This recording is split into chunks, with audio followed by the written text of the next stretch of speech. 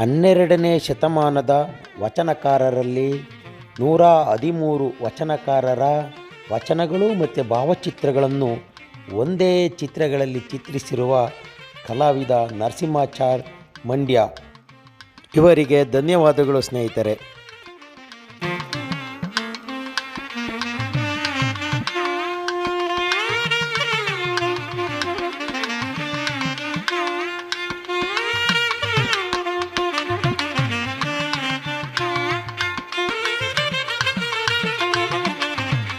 Hello ಸ್ನೇಹಿತರೆ, ನಿಮ್ಮೆಲ್ಲರಿಗೂ cultural valley ಯೂಟ್ಯೂಬ್ಗೆ ಸ್ವಾಗತ.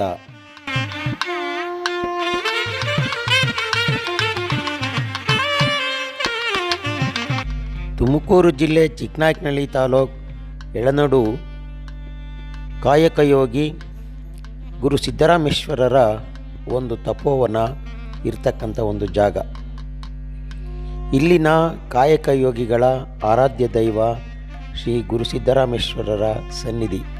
ಬನ್ನಿ ಸ್ನೇಹಿತರೆ, ನಾವು ಒಮ್ಮೆ ಈ ಒಂದು ಕಾಯಕ ಯೋಗಿಯ ತಪಸ್ಸಿನ ಒಂದು ಜಾಗವನ್ನು ನೋಡಿಕೊಂಡು ಬರೋಣ. ಬನ್ನಿ ಸ್ನೇಹಿತರೆ.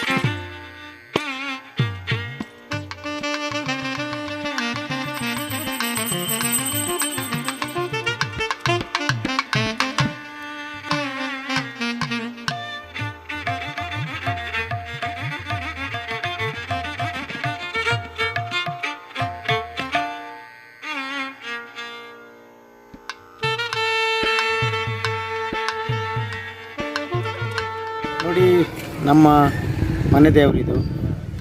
ನಮ್ಮ ತಾತ ಮುತ್ತಾತನ ಕಾಲದಿಂದಲೂ ನಾವು ಇಲ್ಲಿ ಪೂಜೆಗೆ ಬರ್ತಲೇ ಇದ್ದೀವಿ. ಯಾವುದೇ ನಮ್ಮ ಮನೆ ಶುಭ ಕಾರ್ಯಗಳು ನಡೆದರೂ ಸಹ ನಾವು ಮೊದಲನೇದಾಗಿ ಸಿದ್ದರಾಮೇಶ್ವರವ್ರಿಗೆ ಬಂದು ಪೂಜೆ ಮಾಡಿಕೊಂಡು ಆನಂತರ ನಾವು ಮುಂದಿನ ಕೆಲಸ ಕಾರ್ಯಗಳನ್ನ ಮಾಡ್ತಿದ್ದೀವಿ ಸ್ನೇಹಿತರೆ. ಇವತ್ತು ನನ್ನ ಮಗಳ ಮದುವೆಯ ಸಂದರ್ಭ. ಅವಳ ಒಂದು ಮದುವೆಯ ಲಗ್ನ ಪತ್ರಿಕೆಯನ್ನು ಮೊದಲನೇದಾಗಿ ಸ್ವಾಮಿಗೆ ನಾವು ಅರ್ಪಿಸಿ ಪೂಜೆ ಮಾಡಿ ಆನಂತರ ನಾವು ನಮ್ಮ ಜನಗಳಿಗೆ ವಿತರಣೆ ಮಾಡ್ತೀವಿ ಸ್ನೇಹಿತರೆ. ಹಾಗಾಗಿ ನಾವು ಇವತ್ತು ಬಂದಿದ್ದೀವಿ ಇಲ್ಲಿಗೆ. ಇವತ್ತು ಸಿದ್ದರಾಮೇಶ್ವರರ ಒಂದು ಆಶೀರ್ವಾದವನ್ನು ಪಡೆದು ಇವತ್ತು ಈ ಒಂದು ಲಗ್ನ ಪತ್ರಿಕೆಯನ್ನು ಪೂಜೆ ಮಾಡಿಸ್ಕೊಂಡು ನಾವು ಹೋಗ್ತಾ ಇದ್ದೀವಿ. ಎಲ್ನೋಡಕ್ಕೆ ಬಂದರೆ ಗುರು ಸಿದ್ದರಾಮೇಶ್ವರರ ಆಶೀರ್ವಾದ ಪಡೆದ ನಂತರ ಈ ತಾಯಿ ಅರಮನೆಮ್ಮರವರ ಒಂದು ಆಶೀರ್ವಾದನೂ ಸಹ ಪಡೆಯೋದಕ್ಕೆ ಭಕ್ತಾದಿಗಳು ಬರ್ತಾರೆ ಸ್ನೇಹಿತರೆ. ಬಹಳ ಮುಖ್ಯವಾಗಿ ಎಳನೋಡಿನಲ್ಲಿ ಇರ್ತಕ್ಕಂಥ ಕರಿಯಮ್ಮ ದೇವಿ ದೇವತೆ ಕರಿಯಮ್ಮ ದೇವಿ ಅಂತಲೂ ಸಹ ಕರೀತಾರೆ, ಗ್ರಾಮ ದೇವತೆ ಅಂತಲೂ ಸಹ ಕರೀತಾರೆ, ಹಾಗೆಯೇ ಅರಮನೆಯಮ್ಮ ಅಂತಲೂ ಸಹ ಕರೀತಾರೆ ಸ್ನೇಹಿತರೆ.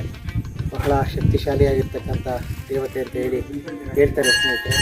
ಹಾಗಾಗಿ ಇಲ್ಲೂ ಸಹ ನಾವು ಪೂಜೆ ಮಾಡಿಕೊಂಡು ತಾಯಿಗೆ ಒಂದು ಲಗ್ನ ಪತ್ರಿಕೆಯನ್ನು ಅರ್ಪಿಸಿ ಹೋಗೋಣ ಅಂತ ಹೇಳಿ ಬಂದಿದ್ದೀವಿ ಸ್ನೇಹಿತರೆ. ಹಾಗಾಗಿ ನಾವು ಈ ಒಂದು ದೇವಾಲಯಕ್ಕೆ ಹೋಗ್ತಾ ಇದ್ದೀವಿ.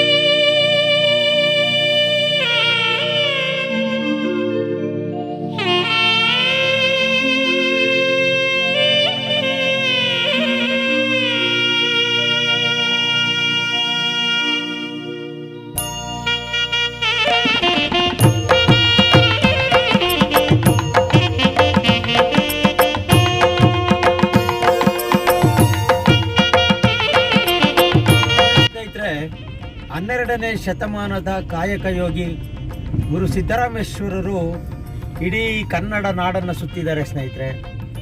ಅದರಲ್ಲೂ ನಮ್ಮ ತುಮಕೂರು ಜಿಲ್ಲೆ ಚಿಕ್ಕನಾಯಕನಹಳ್ಳಿ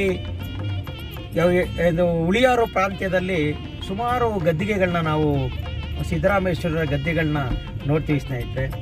ಅದರಲ್ಲಿ ಬಹಳ ಪ್ರಮುಖವಾಗಿ ಎಳನಡು ಸಿದ್ದರಾಮೇಶ್ವರ ಒಂದು ಗದ್ದಿಗೆನೂ ಹೌದು. ಇದನ್ನು ರಾಜಯೋಗಿ ಗದ್ದಿಗೆ ಅಂತಲೂ ಸಹ ಕರೀತಾರೆ ಸ್ನೇಹಿತರೆ.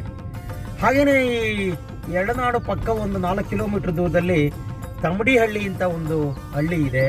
ಅಲ್ಲೂ ಸಹ ಸಿದ್ದರಾಮೇಶ್ವರರು ತಪಸ್ಸು ಮಾಡಿರ್ತಕ್ಕಂಥ ಜಾಗ, ಬಹಳ ಸುಂದರವಾಗಿರ್ತಕ್ಕಂಥ ಜಾಗ ಸ್ನೇಹಿತರೆ. ಅಕ್ಕಪಕ್ಕ ತೋಟಗಳಿಂದ ಕೂಡಿರ್ತಕ್ಕಂಥದ್ದು. ಮತ್ತು ನಮ್ಮ ತುಮಕೂರು ಜಿಲ್ಲೆ ಕಲ್ಪತರು ನಾಡಿಗೆ ಹೆಸರುವಾಸಿಯಾಗಿರ್ತಕ್ಕಂಥದ್ದು. ಇಡೀ ಕರ್ನಾಟಕದಲ್ಲಿ ಅತಿ ಹೆಚ್ಚು ತೆಂಗನ್ನು ಬೆಳೀತಕ್ಕಂಥ ಒಂದು ಜಿಲ್ಲೆ ತುಮಕೂರು ಜಿಲ್ಲೆ.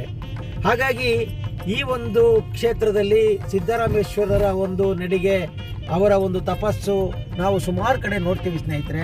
ಹಾಗೆಯೇ ಎಳನಾಡಿನ ಒಂದು ಆ ಕಡೆ ಭಾಗದಲ್ಲಿ ಒಂದು ಗದ್ದಿಗೆ ಇದೆ, ಅದು ಭಟ್ರಳ್ಳಿ ಸಿದ್ದರಾಮೇಶ್ವರ ಅಂತ ಕರೀತಾರೆ ಸ್ನೇಹಿತರೆ. ಆ ಭಟ್ರಳ್ಳಿ ಸಿದ್ದರಾಮೇಶ್ವರನ ವಿಶಿಷ್ಟತೆ ಏನಂತಂದರೆ ಅದು ಸನ್ಯಾಸಿ ಅಥವಾ ಒಂದು ಗದ್ದಿಗೆ ಅಂತಲೂ ಸಹ ನಮಗೆ ಕರೀತಾರೆ ಸ್ನೇಹಿತರೆ. ಹಾಗೆಯೇ ಇನ್ನು ನಾವು ಹೋಗ್ತಾ ದಾರಿನಲ್ಲಿ ಗೋಡೆಕೆರೆ ಅಂತ ಒಂದು ಸಿಗುತ್ತೆ, ಅಲ್ಲೂ ಸಹ ಒಂದು ಗದ್ದಿಗೆ ಇದೆ. ಅದನ್ನು ಸಿದ್ದರಾಮೇಶ್ವರರ ತಪೋವನ ಅಂತಲೂ ಸಹ ಕರೀತಾರೆ.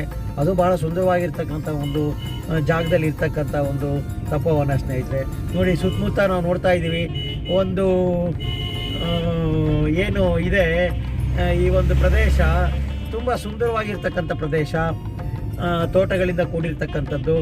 ಬನ್ನಿ, ಹಾಗೆ ನಾವು ಇವತ್ತು ತಮಡಿಹಳ್ಳಿಗೆ ಹೋಗಿ ತಮಡಿಹಳ್ಳಿ ಸಿದ್ದರಾಮೇಶ್ವರರ ಒಂದು ತಪೋ ಜಾಗವನ್ನು ನೋಡ್ಕೊಂಡು ಬರೋಣ. ಬನ್ನಿ ಸ್ನೇಹಿತರೆ, ಹೋಗಿ ಬರೋಣ. ಗ್ರಾಮ ಸ್ನೇಹಿತರೆ, ಈ ತಮಡಿಹಳ್ಳಿನಲ್ಲಿ ಸಿದ್ದರಾಮರ ಒಂದು ಗದ್ದಿಗೆಯನ್ನು ನೋಡ್ಲಿಕ್ಕೆ ಹೋಗ್ತಾ ಇದ್ದೀವಿ. ಬಹಳ ಪುರಾತನವಾಗಿರ್ತಕ್ಕಂಥ 12ನೇ ಶತಮಾನದ ಒಂದು ಗದ್ದಿಗೆ ಸ್ನೇಹಿತರೆ ಇದು. ಈಗ ಅದನ್ನೆಲ್ಲ ರಿನೋವೇಷನ್ ಮಾಡಿ ಹೊಸ ದೇವಾಲಯಗಳನ್ನ ಕಟ್ಕೊಂಡಿದ್ದಾರೆ. ಆದ್ರೂ ನಾವು ಆ ಸಿದ್ದರಾಮರ ಒಂದು ತಪೋ ಭೂಮಿಯನ್ನು, ತಪೋ ಜಾಗವನ್ನು ನೋಡ್ಕೊಂಡು ಹೋಗೋಣ ಅಂತ ಬಂದಿದ್ದೀವಿ ಸ್ನೇಹಿತರೆ.